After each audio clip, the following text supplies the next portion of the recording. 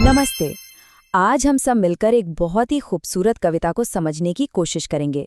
मैथिली शरण गुप्त की माँ कहे एक कहानी।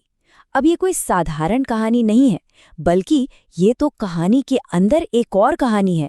एक ऐसी कहानी जो हमें न्याय और दया के बारे में बहुत कुछ सिखाती है। तो चलिए शुरू करते हैं और देखते हैं इसमें क्या खास है।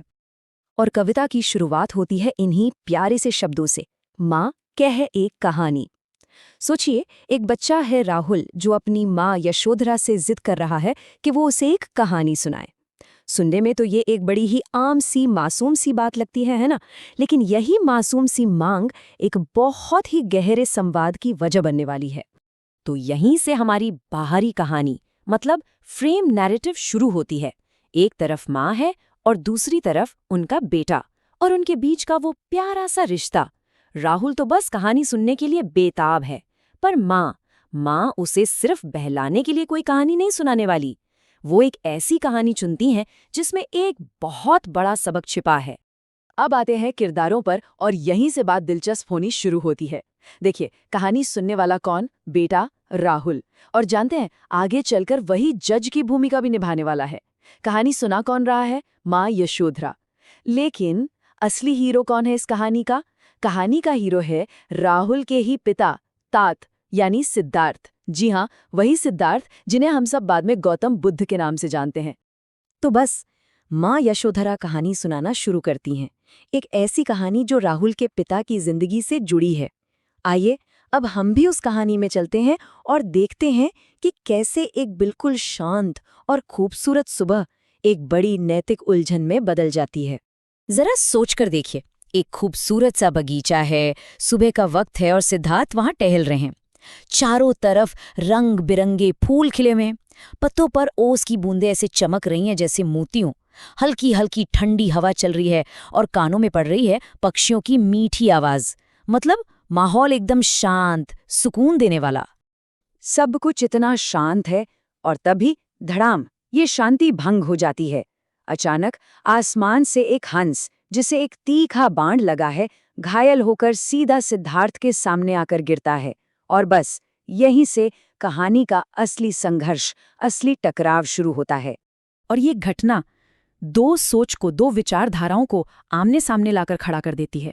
एक तरफ वो है जो जिंदगी बचाना चाहता है, और दूसरी तरफ वो जो जिंदगी को अपना शिकार समझता है। एक है रक्षक और दूसरा है भक्षक। तो अब मैदान में दो दावेदार हैं। एक तरफ है सिद्धार्थ, उन्होंने उस घायल हंस को उठाया, उसकी जान बचाई, वो है रक्षक। और फिर दूसरी तरफ से आता है शिकारी, जिसे अपने अचूक निशाने पर बड़ा गुरूर है। वो कहता है, ये हंस मेरा है, मैंने इसे मारा है। वो उस पर अपना हक जता रहा है। वो है भक्षक। यशोधरा कहानी सुनाते हुए राहुल को बताती हैं, मांगा उसने आहत पक्षी तेरे तात किंतु थे रक्षी। मतलब शिकारी ने उस घायल पक्षी को मांगा, पर तुम्हारे पिता तो बचाने वाले थे, वो उसे कैसे दे देते? सोचिए क्या टकराव है। एक तरफ है अधिकार की जिद और दूसरी तरफ है दया का धर्म। अब जाहिर सी बात है, जब दोनों में से कोई भी पीछे हटने को तैयार नहीं था, तो विवाद तो बढ़ना ही था। बहस इतनी ज्यादा बढ़ गई कि मामला पहुंच गया सीधा अदालत में फैसले के लिए। देखिए, एक तरफ दया थी और दूसरी तरफ निर्दयता, और इन दोनों के बीच का ये झगड़ा सुलझ ही नहीं पा रहा था। दोनों अपनी अपनी बात पर अड़े थे। तो अब ये तय करने के लिए कि उस हंस पर असल में हक किसका है, बात को न्यायालय में ले जाया गया। और अब कहानी में एक ऐसा मोड़ आता है जो सब कुछ बदल देता है। बहुत ही शानदार मोड़ है ये। यशोधरा, जो अब तक कहानी सुना रही थी, अचानक चुप हो जाती हैं। और पता है वो क्या करती हैं? वो जज की कुर्सी अपने बेटे राहुल को सौंप देती हैं। कहानी सुनने वाले को ही जज बना दिया। वो सीधे अपने बेटे राहुल से पूछती हैं, राहुल तू निर्णय कर इसका।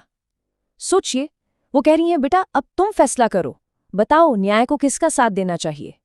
ये सिर्फ एक सवाल नहीं है, ये एक माँ का अपने बेटे को सही और गलत के बीच का फर्क सिखाने का तरीका है, उसे सोचने पर मजबूर करने का तरीका।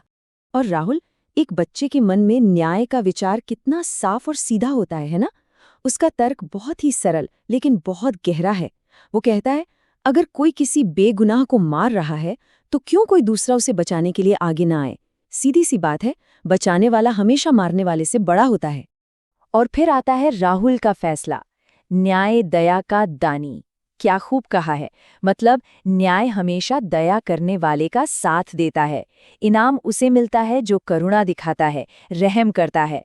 तो साफ है कि बचाने वाले का हक मारने वाले से कहीं ज्यादा बड़ा है। अपने बेटे के मुंह से ये फैसला सुनकर यशोधरा का दिल खुशी से भर गया होगा, है ना। वो कहती हैं, तूने गुनी कहानी, मतलब वाह, तुमने तो कहानी का असली मतलब समझ लिया। राहुल ने सिर्फ कहानी नहीं सुनी, उसने उसके अंदर छिपे सबक को, उसकी आत्मा को समझ लिया है। तो आखिर में इस पूरी कहानी से हमें क्या सबक मिलते हैं, चलिए देखते हैं। पहला और सबसे बड़ा सबक, मारने वाले से बचाने वाला हमेशा बड़ा होता है। दूसरा सबक, असली न्याय सिर्फ कानून की किताबों में नहीं होता, उसमें दया और करुणा का होना भी बहुत जरूरी है। और तीसरा, ये कि कहानियां सिर्फ मनोरंजन नहीं होती, बल्कि वो सही और गलत सिखाने का एक बहुत ही ताकतवर जरिया है।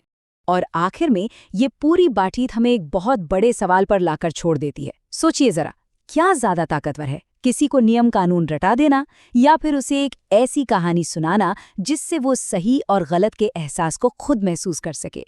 ये कविता हमें यही दिखाती है कि कहानियों की ताकत नियमों से कहीं ज्यादा गहरी और असरदार होती है।